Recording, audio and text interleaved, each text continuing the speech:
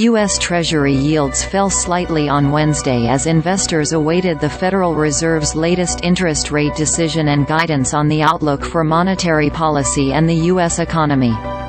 At 3:43 a.m. Eastern Time, the yield on the 10-year Treasury was over 1 basis point lower to 4.1909%. The 2-year Treasury yield was last down by less than 1 basis point to 4.7243%.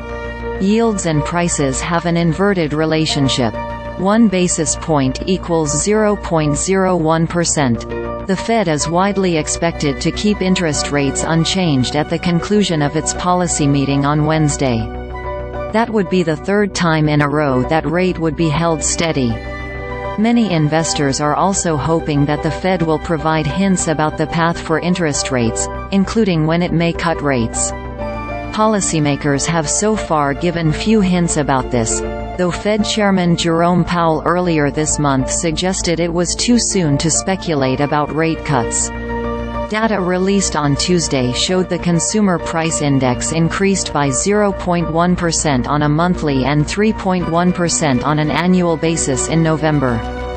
Economists previously surveyed by Dow Jones were expecting the CPI to be flat month over month, while the annual increase was in line with expectations.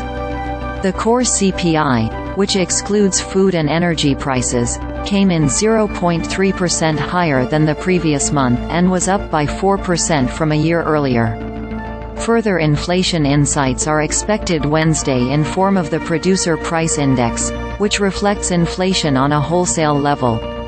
According to a Dow Jones poll, economists are expecting an increase of 0.1% for November after October's reading reflected a 0.5% decline.